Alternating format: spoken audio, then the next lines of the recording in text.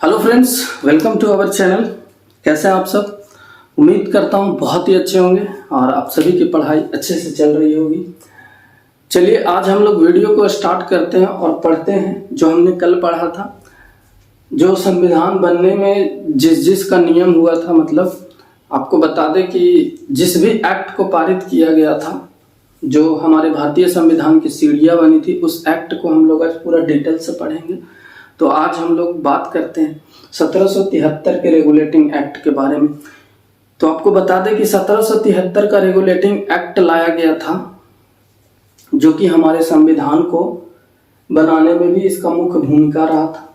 और इस एक्ट को 1773 का रेगुलेटिंग एक्ट का जो प्रमुख भूमिका है यहाँ पर है कि ये जो है भारतीय संविधान बनने में इसका बहुत बड़ा योगदान है। और यहाँ पे देखेंगे, आपको बता दें कि 1773 का रेगुलेटिंग एक्ट जो केंद्रीय प्रशासन थी, इसकी नींव रखी गई थी और भारतीय प्रशासनिक और राजनीतिक मामलों में इसका जो है भूमिका रहा है।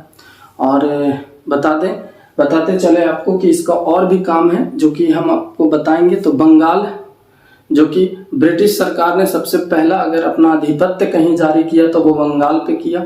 और बंगाल में ही आपको बता दें कि बंगाल के गवर्नर जनरल को, यहाँ पे देखेंगे, बंगाल के गवर्नर जनरल को बंगाल का गवर्नर जनरल पद नाम दिया गया। ठीक है, यानी कि रेगुलेटिंग एक्ट के तहत बंगाल के गवर्नर को बंगाल का गवर्नर जनरल कहा जाने लगा। यह क्वेश्चन बार बार पूछता है आपके एग्जाम्स में। तो यहाँ पे देखेंगे कि बंगाल के गवर्नर को बंगाल का गवर्नर जनरल कहा जाने लगा। और इस एक्ट के तहत बनने वाला जो प्रथम गवर्नर जनरल था वो कौन थे? तो वारेन हेस्टिंग्स थे। यानी वारेन हेस्टिंग्स को प्रथम गवर्नर जनरल बनाया गया बंगाल का। और यहाँ पे देखेंगे बम्बई और मद्रास के गवर्नर को इसके अधीन कर दिया गया था। जब गवर्नर जनरल बना था तो इनके अधीन कर दिया गया था कौन? बम्बई और मद्रास।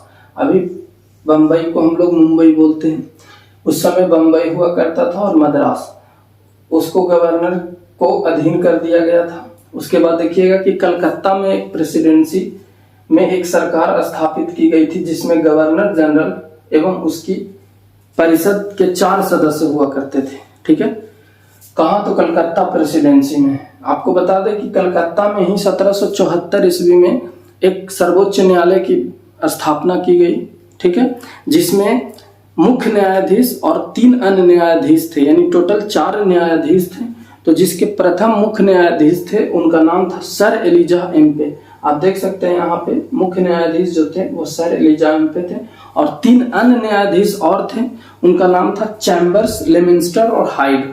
ये 3 जो थे, ये 3 हाइड, लेमिंस्टर और चैम्बर्स, ये 3 और अन्य मुख्य न्यायाधीश थे जो किसके तहत थे? तो कलकत्ता में एक उच्च न्यायालय की स्थापना हुई थी 1774 ईस्वी में। और उसके बाद आपको बता दें कि इसके तहत जो था, कंपनी के कर्मचारियों को निजी व्यापार, भारतीय लोगों से उपहार और रिश्वत लेना प्रतिबंधित कर दिया गया था। यानी कि जो प्राइवेट सेक्टर में काम करते थे, उसके बाद फिर भारतीयों से उपहार लेते थे, रिश्वत लेते थे, वो सब को क्या कर दिया गया? प्रतिबंध लगा दिया गया।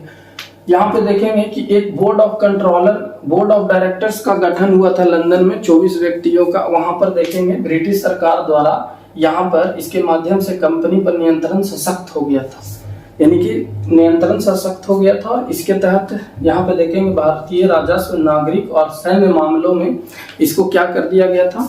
इसकी देखभाल किया करते थे ये सब। ठीक है, उसके बाद यहाँ पे देखेंगे, इसके बाद आया एक्ट ऑफ सेटलमेंट 1781। अब इसको इसलिए लाया गया था क्योंकि जो भी, और इसके बाद आप देखेंगे पिट्स इंडिया एक्ट, इन सबको इसलिए लाया गया था कि रेगुलेटिंग एक्ट में जो कमियां रह गई थी उसको सुधार करने के लिए ये सब एक्ट को लाया गया। तो यहाँ पे देखेंगे 1781 का, इसमें क्या था कि कलकत्ता की सरकार को बंगाल, बिहार और उड़ीसा के लिए विधि बनाने का प्राधिकार प्रदान किया गया। यानी कि बंगाल, बिहार और उड़ीसा इसके अधीन कर दिया गया था। ठीक है, उसके बाद देखेंगे पिट्स इंडिया एक्ट 1784 आया। इसमें क्या हुआ था कि दोहरे शासन की व्यवस्था की गई और यहाँ पे 2 बोर्ड का गठन किया गया, एक बोर्ड ऑफ डायरेक्टर और एक board of control. Board of director जो थे, ठीक है, जो बोर्ड ऑफ डायरेक्टर थे यह व्यापारिक मामलों की देखभाल करते थे और बोर्ड ऑफ कंट्रोल जो थे वो राजनीतिक मामलों की देखभाल करते थे। यहाँ पर तो यहाँ पे देखेंगे दोस्तों 1784 का पिट्स इंडिया एक्ट लाया गया, उसमें दो बातें कही गई। वहां पर दोहरे प्रशासन की व्यवस्था की गई, उसका प्रारंभ हुआ। उसमें पहला बोर्ड ऑफ कंट्रोलर और बोर्ड ऑफ डायरेक्टर, दो मामलों के लिए यहाँ पर बोर्ड का गठन किया गया और जो बोर्ड ऑफ कंट्रोलर थे वो राजनीतिक मामलों को देखते थे और बोर्ड ऑफ डायरेक्टर जो थे वो व्यापारिक मामलों की देखभाल करते थे। उसके बाद हम लोग चलते हैं यहाँ पे पिट्स इंडिया एक्ट के बाद हम लोग चलेंगे 1793 का चार्टर अधिनियम आया था। अब इस अधिनियम को इसलिए लाया गया था क्योंकि देखिएगा नियंत्रण बोर्ड के सदस्यों एवं कर्मचारियों को जो वेतन था, जो पैसा मिलता था, वो कहाँ से मिलेगा। तो यहाँ पर व्यवस्था किया गया कि भारतीय राजस्व में से ही दिया जाएगा, यानी कि भारत का जो राजस्व था वहां पर अब देख सकते हैं ये गठन किया गया था। तो इसी के तहत आपको वेतन मिलेगा। कहाँ पे था? तो 1793 का चार्टर अधिनियम आया था। इसके बाद हम लोग देखेंगे अगला जो था 1813 का चार्टर अधिनियम।